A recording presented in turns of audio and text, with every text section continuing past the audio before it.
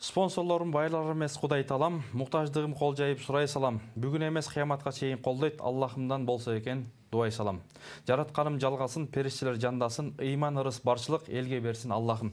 Урматтуу телекөрүүчүлөр, орозоңуздар кабыл болсун. Орозодо 30 күн теле долбоору 5-каналда биз менен бирге болуңуздар.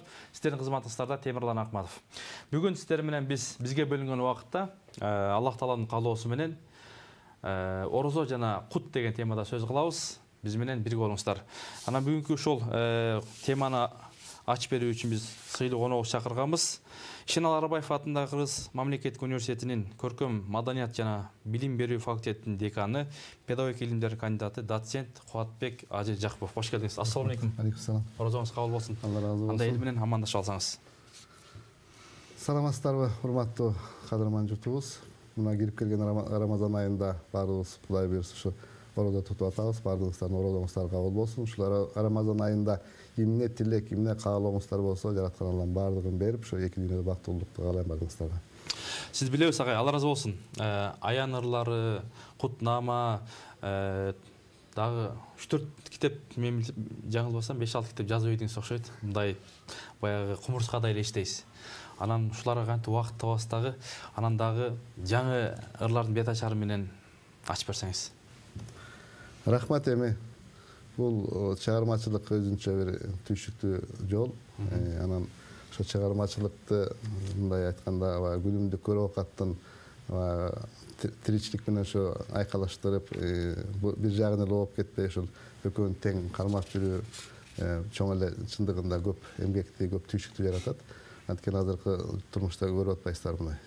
Жинниккен жинди арыган заман болду го, чуркап эле жүрөбүз күнү түнү эле. Анан ошол убакта дагы кичине бир чыгармачылыкка кайрылып, чыгармачылык менен алек болуп атканга убакыт таап атабыз. Жаман эмес, Кудай буйрса болуп атат. Анан бул чыгармачылык боюнча айтылып кетпеди китепте. Кут китеп боюнча токтосоңуз. Кут китеп. Кут китеп. Бул өзү кут түшкөн ай дейт. Ороз айдагы. Кут китеп деген 2011-жылы чыккан китеп. Андан кийин Ыйманнама деген китеп чыкты. Ага чейин Аяндырлар деген китеп да чыккан. Бул эми кут китеп, кут деген сөз эми жан дүйнө деген, жан деген сөз экен эми. Бул китебиңиз? Бул Боргемиктер санжырасы, биздин уруктун ошо санжырасы, ошол биздин сары улуусунун ичинде Боргемик деген урук бар, ошол Боргемик жөнүндө биздин ата-бабаларыбыздын каяктан келген, кантип чыккан, ошол боюнча жазылган китеп. Анан эми ушул китептердин жасалуусун баягы айта кетсек болот. Эми ушул китептер негизинен илхам келгенде бир төгүлүп жазылган ырлар, анын ичинде ушул санат ырлар бар, айткандай макал лакаптар, учку сөздөр, баталар, кыргыз элинин азыркы жан дүйнөсү суусап турган бир көптөгөн бир бизге керектүү руханий азыктар бар.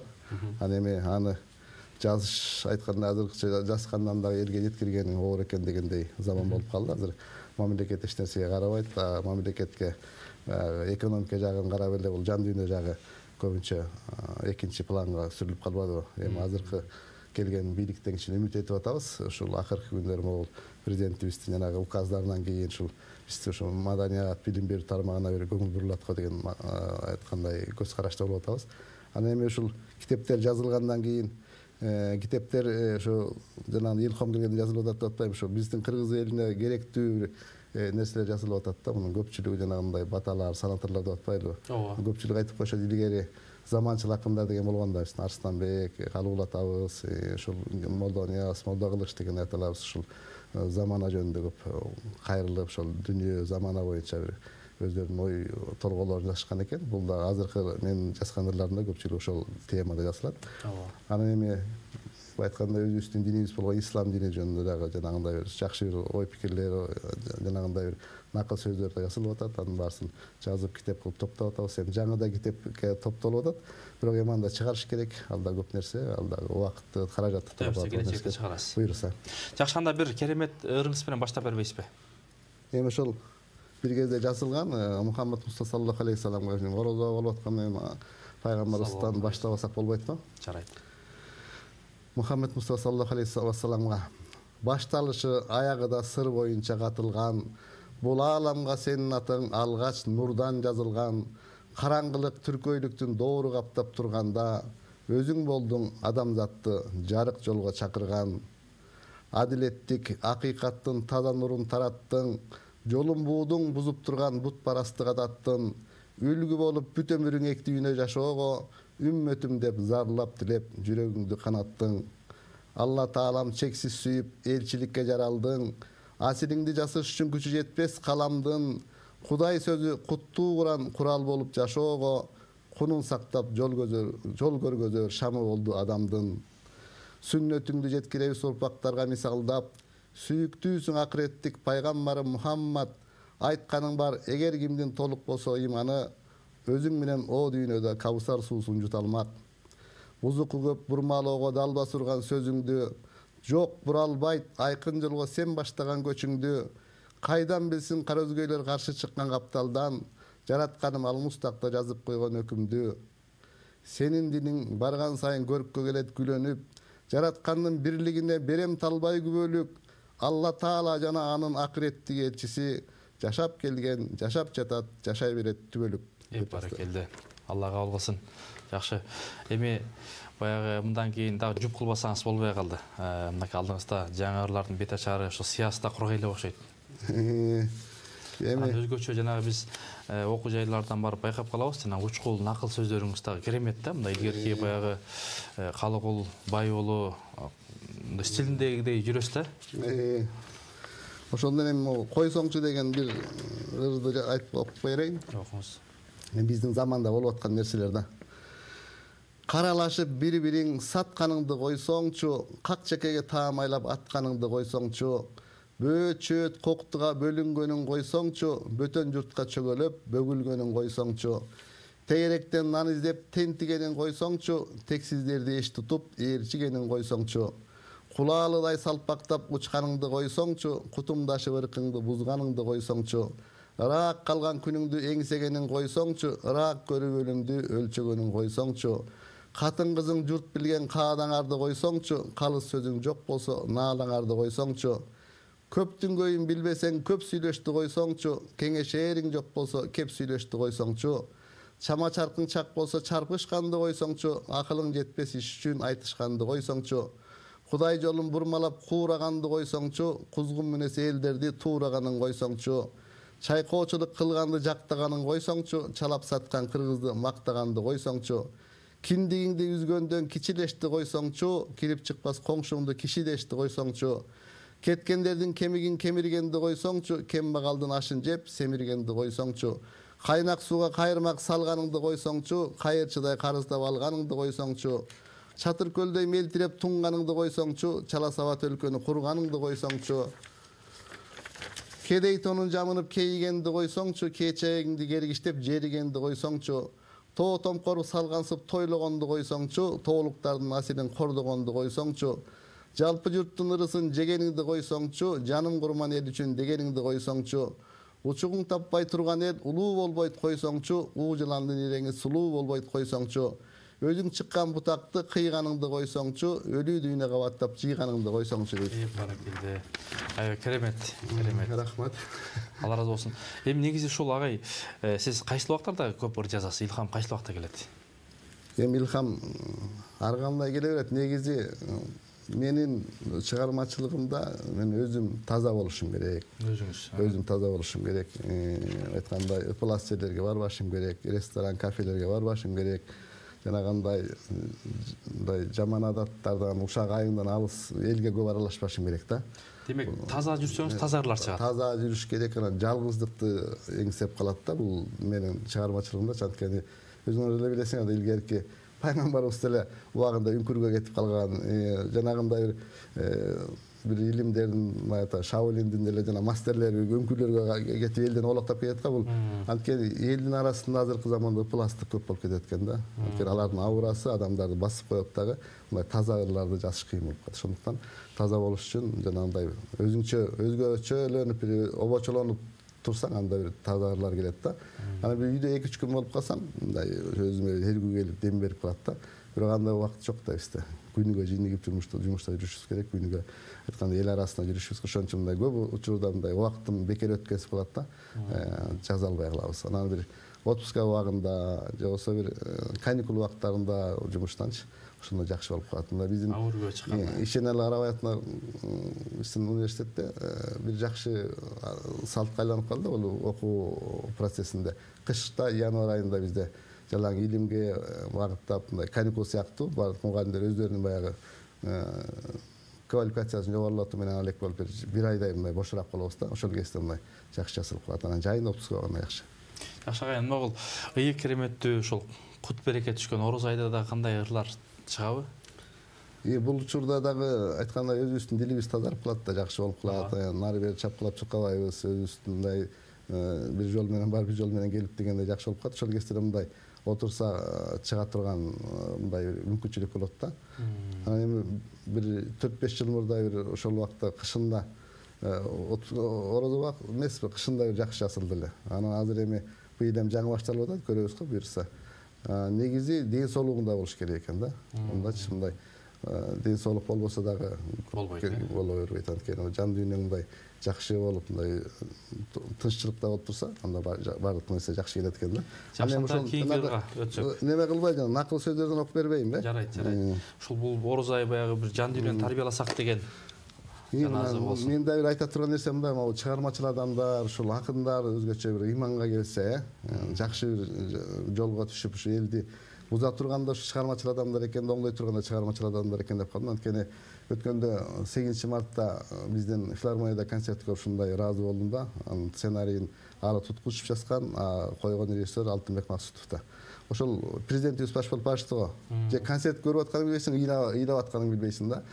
Элдин көйгөйүн көргөзүп атат, баардык проблеманы көргөзүп атат да. Керемет болду. Кереметтей концерт болду. Анткени ошол Алы ыйманга келген, биздин баягы ислам жолунан жүргөн акын катары ушундай бир жакшынакай бир нерсени баягы притчалар менен, хадистер менен сонун кылып туруп берген экен да, бир сценарийдичи. Анан адам эле ыйлайт да, көрүп атыпчы. Ал эгерде ошол Алыбыз бир айткандай жаман жолдо жүргөн акын болуп калса, кандай сценарий жасат эле, кандай концерт болот эле да. 8 мартты бир сабак кылып койду да бизгечи. Көп нерсени айтып койду. Ошондой чыгармачыл адамдардан көп нерсе айткандай таасир этет экен деп калдым да. Эгерде ошол биздин азыркы чыгармачыл адамдар, акындарыбыз туура жолдо жүрсө, таза жолдо жүрсө жакшы болмок экен. Керемет анда. Анан мындай жылдызга кулсунсаң да жылаңач кетериңди унутпа. Молдонун селдесин эмес, оозунда келмесин сыйла. Айылың алысык тоонун койнунда болсо да, ар намысы ар дайым мойнуңда болсун. Сакал садагандык эмес, сыйлагандыкы. Көзөмдү көз өтсө да сөз өчпөйт. Кумдан кыш куйсаң, урандыда каласың, кулдан баш кылсаң, куу заманга барасың. Тек жай сурашуу тегин иш эмес. Мына ушуга да көп кайрыш керек да, биздин көп жерде ушу тегибизди билбейбиз да. Тегинде келген тегин сурашканда баланча экен, түкүнчө экен, президентибиз калмак экен, анан кийин баланча экен, түкүнчө экен эле басып туруп калабыз да. Ошо тек жай сурашууда тегин иш эмес экен да. Кур калбас үчүн жалганда, кур үмүткө алданба. Сагызгандын сактыгы сабак болот адамга, сактасын ар ким ыйманын, салып бербей арамга. Теңир бирөө, теңдешки сөзү сүрөө. Тобурчакты мингириң, тобо деп өмүр сүргүнүң дейт. Бул дүйнөдө жакшы жашаш керек, анан Кудай деп жашаш керек деген сөз да. Ыстыкан кармаганың, ыйманыңды жалмаганың дейт. Ыстыкан кармагандай бүттү ыйманың айткандай бүтөт экен. Тереңге теңеш албайсың, кереңге кеңеш албайсың. Ажыдар да акка моюн сунат. Баштык алтын баш жутат. Орозонун сообун ооз ачырып аласың. Камчы чаба албаган баатыр болуп жыргатпайт, камыр жая албаган катын болуп жыргатпайт дейт. Ооба. Өтүгүм айрыкты, шым айрык шылдыңдыктыр дейт. Ар ким эңсейт хандыкты, акыры келип аткарат Алладан болгон жарлыкты. Ыймансыздын ычкыры бош. Куралга таянба, Кудайга таян. Табак толу аш табылар, табытка түшкөн баш табылбас. Карагайдын бир ажалы анын түздүгүндө. Сагалдырык салбасаң ноктон калар колуңда, саясатың жүрбөсө токтом калар колуңда. Уша табак тартылат улугуна меймандын, ушак айың айтылат пастыгынан ыймандын. Капаста куштун сайрашы арман эме эмине, халкына кара санаган айбан эме эмине. Адамга пайдалуу ишти үйрөткөн ар бир устат урмат сыйга татыктуу. Устаттык чоң жоопкерчилик, анткени сенин шакиртиң сенин кол тамгаң дегендей сөздөр да. Керемет, керемет. Алла разы болсун. Кийинкиңиз. Эми көп эле азыр айтканда орозо болуп ооз кургуп атпайбы, чылык менен былык дегенден окуп берейинчи. Айтыңыз. Кыргыздын чылык менен былыгы такыр бүтпөйт экен да. Адамда абдан көптүр айтса чылык, абалдан арылбастан келет жылып. Айталы ар бирөөсүн бир сап менен ашыкпай эмне чылык, эмне былык. Чылыктын алгачкысы айбанчылык, андан соң арам ойлуу алдамчылык. Саргайтып сайга таштар саткынчылык, башыңа бале салар баскынчылык. Үмүттү кароолонтор үзүмчүлүк, Кудайга жакпас жорук кутумчулук. Табылбас чоң касиет табыпчылык, салбасын алтын башка карыпчылык. Төгүнү чыны бирге төлгөчүлүк, төгүлгөн көөрү колдон өрмөчүлүк. Адамдан арылбады акмакчылык, майнабы арттан чыгаар мактанчылык. Тек жайы терең кеткен текеберлик, жабылбас жамбашы бар жасакерлик. Жээги бар оңду солду жердешчилик, кегитет кекирейген кербесчилик. Байыртан баасы сөнөр багбанчылык, калкымда калбай барат капканчылык. Көөдөнү бошту жандайт көпкөнчүлүк, өзүнө душман жыйнайт өктөмчүлүк. Иритер эл арасын ушакчылык, шынаадай жарып турар шыкакчылык. Уюган куттай өнөр устачылык, тигиштей узак жолдуу тикмечилик. Канга жуук качанталан касапчылык, эл үчүн эң керектүү эсепчилик. Улантсын улуу көчүн устатчылык, бейнесиз бети кара бет бакчылык. Тетири жолго салар теңирчилик, Кудайга жаккан мүнөз шүгүрчүлүк. Алладан тилеш керек аманчылык, айылдан алыс кетсин жаманчылык. Кирелеп киреш издейт кербенчилик, мээримсиз мерес өнөр мергенчилик. Кудайга гана кылган кулчулукту, тымызын ишке буйруйт тыңчылыкты. Мал мүлктү элге чачсам марчылык дейт, бапырап батпай турса барчылык дейт. Карайып каршы турсаң касчылык дейт, ак ишке айгак чыксаң пасчылык дейт. Актыкка жетсе мейли айлакердик, азапка салбай тынбас пайдакердик. Туурасын тутсаң дурус тууганчылык, эт жеген элде болот туурамчылык. Кууратар акыртуу кумарчылык, Кудайга болсун дайым курбанчылык. Өмүрдүн гүлзаргеси жашчылыкта, абийирдин бийиктиги жакшылыкта дейт. Баракелде, керемет агай. Алла разы болсун. Накенан алдыңызда Иман Нагма китеп боюнча сөз кылсак. Иман Нагма китеби 2014-жылы чыккан. Бул китептин чыгуусуна ошол курсташым Максат Сабиров демирчилик кылып жардам берип анан чыкты эле. Бул эми ошо аяндырлар кут китептерден алынган, анан жаңылар да бар. Негизи ичинде жанагындай замандырлары, мону накыл сөздөр, айткандай өткөндө Facebook'a салып жиберсем элдин баары тиги биздин Олия атабыз ким деп атпайм тиги Калыгул Олия атабыздын тиги сөзү деп катуу дуулап кетишпедиби? Жана кечиккен асаат деген ошондой айтканда замандырлар көп да. Ооба. Арасынан эми мен окуп койсом. Ошол сиздин неме стилиңиз ошондой болуп кетет. Ошол стилде келет эми айткандай. Мен деле ойлоп калам да, адамдын өмүрү кыска эле да. Ооба. Бирок Алла Тааладан келген жанагындай кайыптар дүйнөсү деп коет го, ошондо бир аларга берип турган бир маалымат бере тургандай бир биздике белгисиз кайып дүйнө бар да. Ооба. Ошол аларга да ошондой бир кайып дүйнө аркылуу келип турган да. Мисалы үчүн эртең эмне болурса пенде билбейт да. Ооба. Анан канча бир убакыттан кийин боло турган заман жөнүндө бир өзүнүн айткандай маалыматты берип алар кишилер айтып аткандай ошол сыяктуу эле нерсе дагы жазып атат деңиз. Анан ошондой маалымат азыр эме бүтүп калган жок да. Андагы бере турган убагы болот, бере турган адам болот деген ошондой нерселер бар да. Анан кишилер дагы ошондой бир маалыматтар менен жазган болуш керек да. Эми ошол үчүн сакта деп атат, корком деп атат, мындай ушундай бир ырлар бар да. Мисалы үчүн сакта дегенди эле айтып көрөлү. Айтсаңыз. Бир аз окуп берейин. Качаган күлүктөн сакта, жасаган күйүттөн сакта, эсирткен байлыктан сакта, этеги айрыктан сакта, кылычты кынында сакта, кыргызды кылымга сакта, күлүктү табында сакта, улукту тагында сакта, даракты тамырлуу сакта, манапты кадырлуу сакта, жоокерди жотолуу сакта, кербенди маталуу сакта, баланы бактылуу сакта, пашаны тактылуу сакта, шумкарды текөөрүлүү сакта, султанды нөкөрлүү сакта, казыны калыс сакта, каскакты алыс сакта деп кете берет да. Ошо кандай уйкаштык, анан кандай бир биз билбеген нерселер да мындай төгүлүп келет. Ошону жазганга жетиш керек да. Төгүлүп, мисалы үчүн акындарга эле төгүлүп келе алар айтып атпайбы? Мага жазганга келет да. Жазып калсаң ушундайлар. Кээде жазып коюп анан кийин таштап коюм, анан кийин окуп алып өзүм шыпшынмай таң калам, ыраазы болуп өзүмө, Кудайга ыраазы болуп, ушундай ырлар эми элге керек да. Эми бул эми китеп элге жетсе, муну айткан канча тираж менен чыкты агай? Бул 1000 тираж менен чыккан, анан ага тууган дос-жарандар элге, ар бир мектепке, ар бир окуяга жетиш керек да. Китепканаларга жетсе кандай болот? Демек, балким ушул баягы бул Ороз айы жакшылыктын, жарчылыктын айы дейт. Демек, ушундай китептерге демерчи болсо дагы таратсак элге, Кудай көрсө жакшы болмок. Андай адамдар болсо, мисалы үчүн бирөөлөргө бир нерсе жасап койсом жакшы болот деген адамдар деле бар да. Кыргыз өзү ыр жандуу келебиз. Баягы эки сөз ыры менен эле түшүнүктүү болот ар жагы. Эми аны көп алыс барбай эле экиде сап сөзгө батырып коет да, кыргыз канча нерсени барсын. Анан ойлойм да ушул бул нерсеге суусаган адамдар көп бул китептин. Мисалы үчүн китеп баасы канчадан? Эми бир 350ден сатылып атты, эми бир 400 болуп калды болуш керек азыркыдай болсо.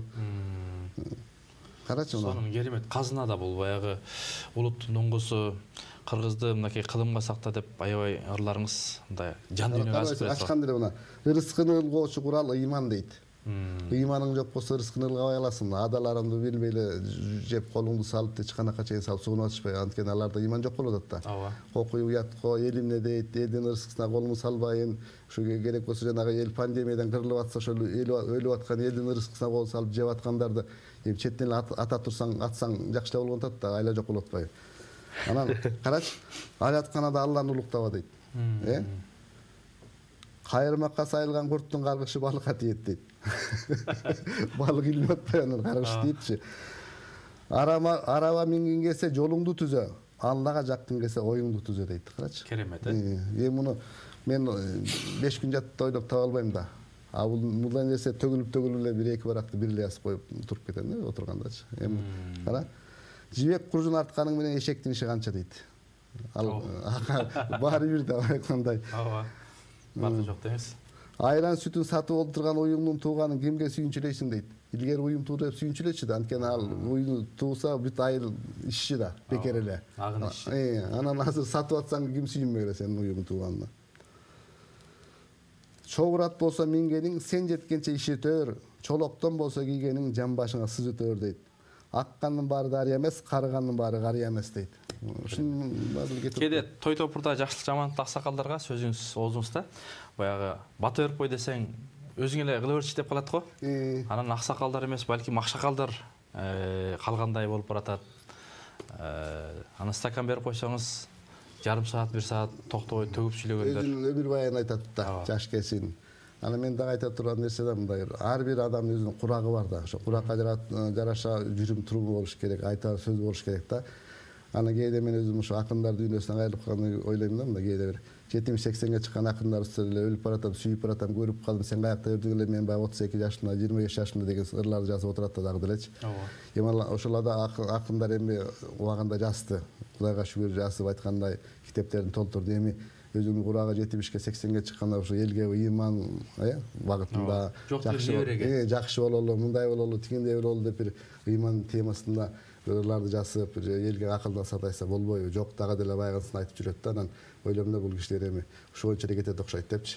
Анан биздин ушул чыгармачыл адамдар элге акылдан сатайта турган, ыйман багытында бир жол көрсөтө турган адамдар да. Анан алар өздөрүндө ыйман жок болбосо кимди айтат алар? Эмнени айтат ушундай нерсе? Анын үчүн өздөрүнүн көрөнгөсүндө, алар ишинде бир жеке болуш керек деген нерсе да. Анан мен бул жерде дагы эмес деген ырым ошого туруп келип атат да. Биздин 5 мүнөт убактыбыз калып тургай. Келиңиз анда. Ырлардан окуй. Өтө эле чукул бул айткан убакыт тез өтөт да. Эмес дейт да. Жашагандын баары эле жаран эмес, жазгандардын баары эле калам эмес. Улугандын баары эле көк жал эмес, уулагандын баары эле көк нар эмес. Кулактуунун баары эле эшек эмес, кургагандын баары эле тезек эмес. Кар жайгандын баары эле чабыр эмес, казылгандын баары эле кабыр эмес. Жүгүнгөндүн баары эле келин эмес, жүздөшкөндүн баары эле тең эмес. Жоолукчандын баары эле катын эмес, жоо сайгандын баары эле баатыр эмес. Жыйылгандын баары эле жыйын эмес, жылт эткендин баары эле тыйын эмес деп кете берет да. Мушкен. Дагы бар уланды сиз? Толтурам муну, айтегине чыккыча канча чыга берейин мен. Чыгып коюңуз. Çalınganın barlı çaval emez, sargayganın barlı saman emez, korunganın barlı korkok emez, kol sunganın barlı ortok emez, düşünböstün barlı türköy emez, kepçebestin barlı kempay emez, kuyulganın barlı kımız emez, suurulganın barlı kılıç emez, eri joktun barlı cesir emez, ovu joktun barlı kesir emez, tonu joktun barlı jakır emez, dini joktun barlı kapır emez, çurkaganın barlı gülük emez, çokunganın barlı bürük emez. Moldolordun barlı momun emez, moymol köstün barlı sonun emez, avaktının barlı jazalı emez, kaygırganın barlı azalı emez, tumşuktuğunun barlı tunjur emez, irgeşkenin barlı çınjır emez, ötkönlerin barlı örnök emez, ilgenlerin barlı körnök emez, çuğulganın barlı kutum emez, tuğulganın barlı tukum emez, şertilgenin barlı komuz emez, yerçeligenin barlı domuz emez, jandaganın barlı nökör emez, aksaganın barlı tökör emez, uykaş sözdün barlı nakıl emez, uşul sözdü tuygan el jakır emez deydi. Barakelde. Бұл жерде не қарып дейді, ушул кез. Не қарыпты да бір оқып бербейсіз банда. Онда кичине оқып берейин сүзүндө.